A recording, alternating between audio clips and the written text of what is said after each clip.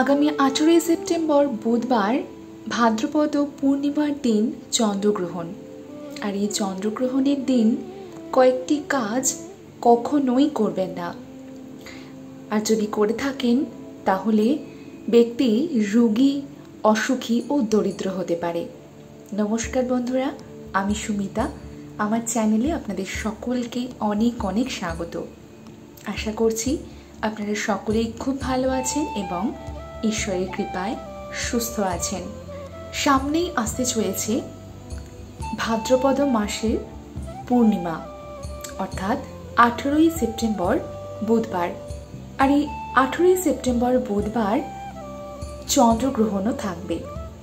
তাই এই চন্দ্রগ্রহণের দিন এমন কিছু কাজ আছে যেগুলি আপনারা ভুলেও করবেন না।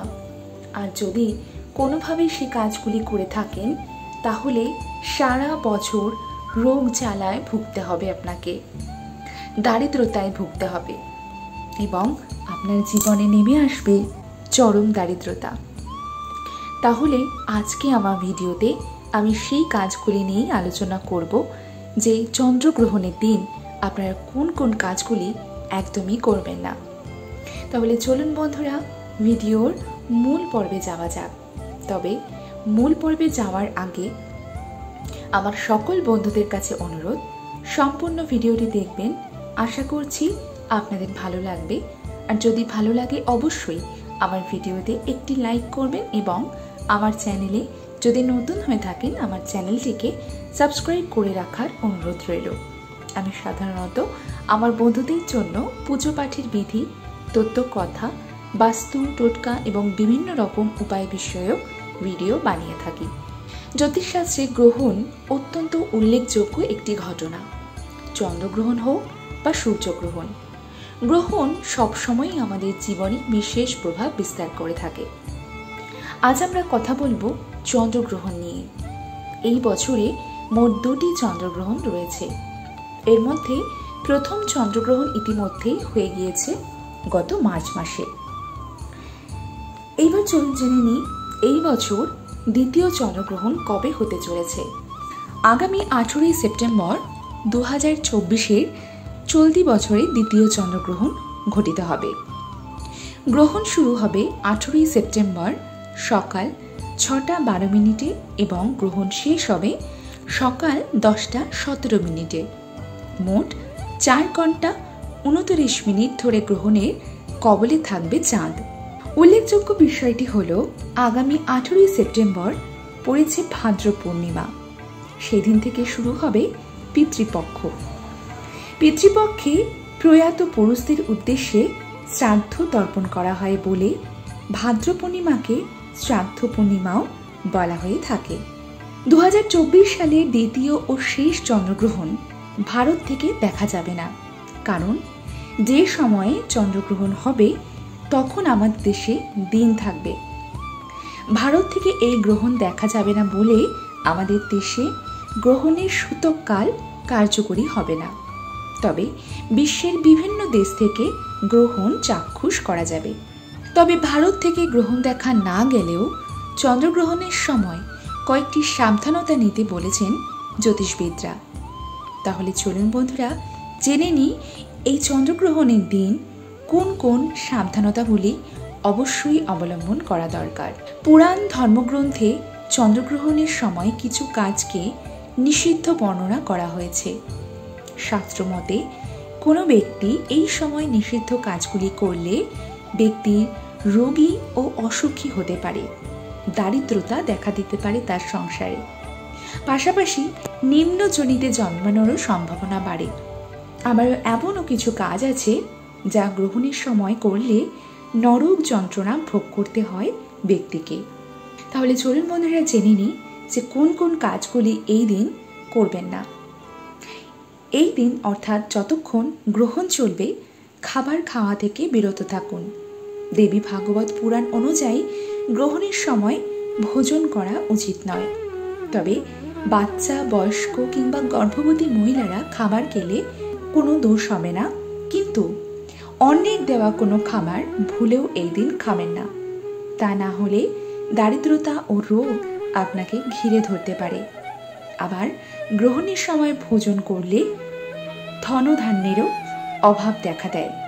শাস্ত্রমতে চন্দ্রগ্রহণের সময় ঘুমানো একদমই উচিত নয়।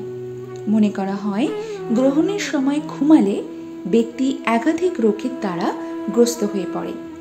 এই সময় না ঘুমিয়ে মন্ত্র জপ সাধনা করা উত্তম। এই উপায়ে আপনারা ঈশ্বরের আশীর্বাদ লাভ করবেন। এই পুজো ও মন্ত্র জপে দ্বিগুণ ফল ভোগ করা যায়। আবার গ্রহণের সময় পাতা ফুল গাছ থেকে তোলাও কিন্তু উচিত নয়। কোনো রকম কাঠ ভাঙা থেকেও আপনারা বিরত থাকুন। তাছাড়াও গ্রহণের সময় কোনো নেতিবাচক চিন্তাধারা করবেন না, তা না হলে আপনার বুদ্ধি নাশ হতে পারে।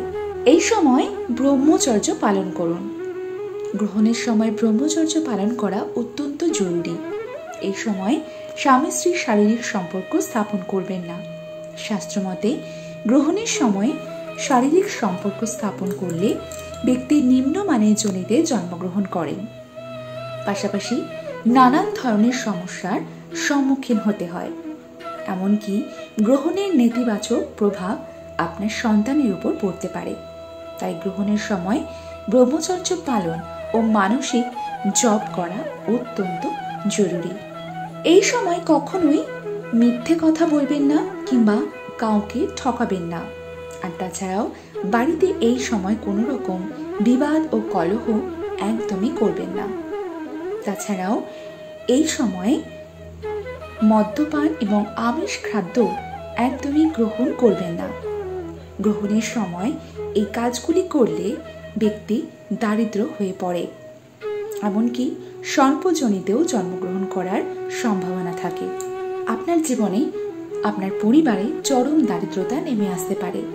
তাই এই দিন অবশ্যই কোনো রকম বিবাদ কলহ, তাছাড়া কাউকে মিথ্যা কথা বলা, কাউকে ঠকানো, এই সমস্ত অন্যায় থেকে দূরে থাকুন।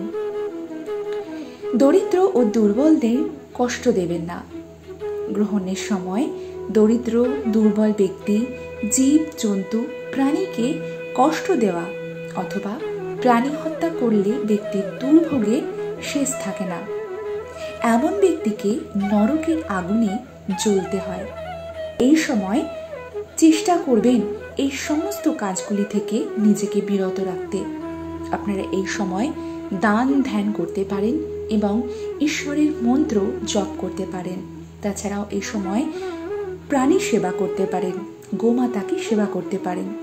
এই সমস্ত ইতিবাচক কাজগুলি আপনারা করতে পারেন। এছাড়াও মানসিক চাপ বা উদ্বিগ্ন হবেন না। এই সময় স্ট্রেস এবং উদ্বেগকে নেতিবাচক আবেগ হিসেবে দেখা হয়। কিছু মানুষ বিশ্বাস করে যে মানসিক চাপ এবং উদ্বেগ চন্দ্রগ্রহণের নেতিবাচক প্রভাবকে বাড়িয়ে তুলতে পারে। গ্রহণের সময় মনে ইতিবাচক অবস্থা বজায় রাখার জন্য আপনার প্রিয়জনদের সাথে সময় কাটাতে পারেন। কোনো রকম নেতিবাচক চিন্তাধারা আপনার মনে আসতে দেবেন না এবং যত বেশি পারবেন এই দিন ঈশ্বরের নাম জপ করুন, ঈশ্বরের সাধনা করুন, ঈশ্বরকে পুজো করুন। কোনো রকম অন্যায় কাজের সঙ্গে যুক্ত হবেন না, কোনো রকম অন্যায় কাজ করবেন না। এইভাবে এই চন্দ্রগ্রহণের দিনটি অতিক্রান্ত করুন। তাহলে বন্ধুরা, আশা করছি আজকে আমার ভিডিওতে আমি আপনাদেরকে জানাতে পারলাম যে আগামী 18 সেপ্টেম্বর বুধবার চন্দ্রগ্রহণের দিন আপনারা কোন কোন কাজগুলি থেকে নিজেও বিরত থাকবেন এবং আপনার পরিবারের সদস্যদেরও বিরত রাখবেন। আশা করছি আজকের আমার ভিডিওটি আপনাদের ভালো লেগেছে এবং একটু হলেও আপনাদের উপকারে আসবে। আর আমার ভিডিও যদি আপনাদের ভালো লাগে তাহলে অবশ্যই আমার ভিডিওতে একটি লাইক করবেন এবং আমার চ্যানেলে যদি নতুন হয়ে থাকেন আমার চ্যানেলটিকে সাবস্ক্রাইব করে রাখার অনুরোধ রইল এবং ভিডিওটি বেশি বেশি করে শেয়ার করে দেবেন যাতে আপনার সাথে সাথে আপনার আত্মীয় পরিজন, বন্ধু বান্ধব সকলে এই ভিডিওটি পেয়ে উপকৃত হয়। তাহলে বন্ধুরা, আজকের ভিডিওটি আমি এখানেই শেষ করছি। আবারও দেখা হবে আপনাদের সঙ্গে নতুন কোনো একটা ভিডিও নিয়ে খুব শিগগিরই। ততক্ষণের জন্য আপনারা সকলে খুব ভালো থাকবেন এবং ঈশ্বরের কৃপায় সুস্থ থাকবেন।